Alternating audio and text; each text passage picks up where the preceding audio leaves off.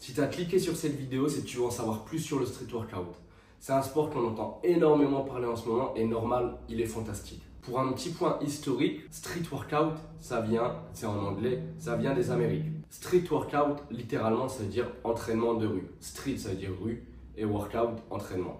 C'est un sport mélangeant la musculation et la gymnastique, mélangeant des figures de souplesse et de force, mais aussi d'équilibre et d'agilité. Le mot calisthenics, du coup en anglais, mais en français calisthénie, vient de deux mots en grec.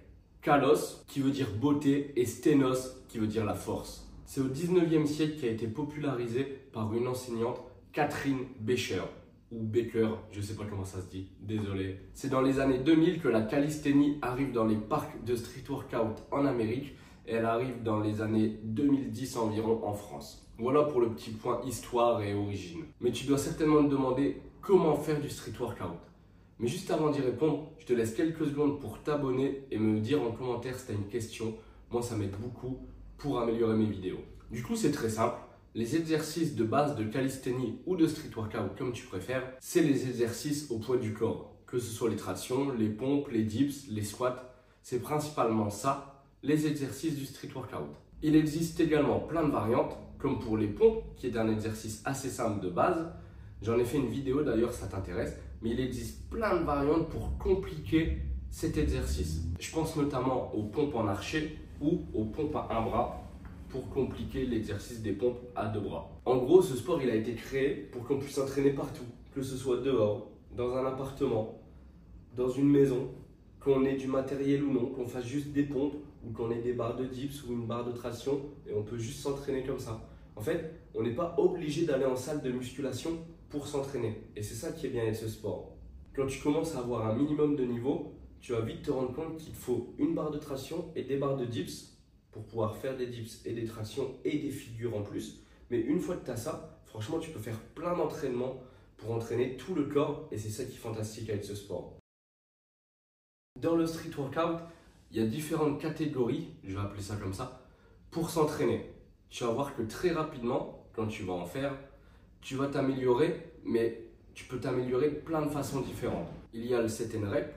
Du coup, le set and rep, c'est juste faire des répétitions, un nombre de répétitions donné, que ce soit le maximum ou par exemple en street lifting aussi, où là on se laisse avec du poids et par exemple les répétitions c'est 1 ou 3 ou 5 par exemple. La deuxième catégorie, c'est le statique, c'est celle qu'on voit un petit peu partout quand on parle de street workout. C'est les figures, le L-sit, le front lever, le back lever, enfin bref, il y en a plein d'autres. Pour moi, c'est la catégorie la plus esthétique des trois, parce que oui, il y en a trois, et la dernière, c'est le freestyle. Le freestyle, c'est les figures en mouvement. Moi, j'en ai jamais fait, mais je vais mettre un petit extrait ici. Franchement, c'est super fort et c'est très compliqué. À l'inverse du statique, où là, on est totalement en mouvement autour de la barre. Mais quand tu es débutant, le plus facile, c'est de savoir faire les exercices de base, comme les dips, les tractions, les pompes, les squats aussi. Parce qu'en fait, sans ça, tu ne pourras pas avoir des fondations solides pour travailler ensuite dessus. Par exemple, tu ne peux pas construire une maison sur un sol de sable. Il faut qu'il y ait une fondation solide pour pouvoir construire après ta maison. Là, c'est pareil. Les fondations, c'est les exercices polyarticulaires de base, pompes, traction, dips, etc., etc. Une fois que les fondations sont faites, tu pourras venir faire le set and rep avec le street lifting.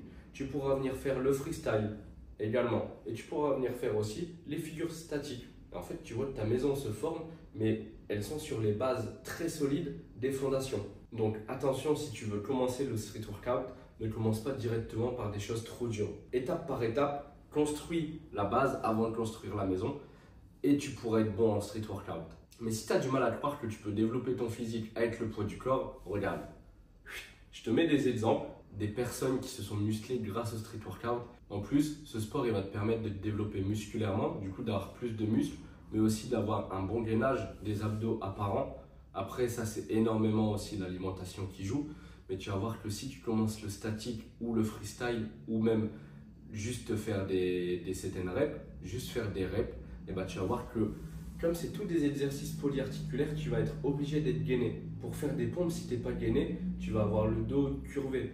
En fait, c'est ça qui est ouf avec ce sport, c'est que ça va améliorer également ton endurance. Tu vas pouvoir faire des circuits d'entraînement, comme un petit peu le crossfit au final, ou même tu vas pouvoir mettre de la course dedans si tu veux. Ça, c'est toi qui vois. Comme tu as pu le comprendre, le street workout, c'est un sport fantastique. En tout cas, c'est mon sport, je l'ai choisi parce que j'adore ça, j'adore les perspectives d'évolution.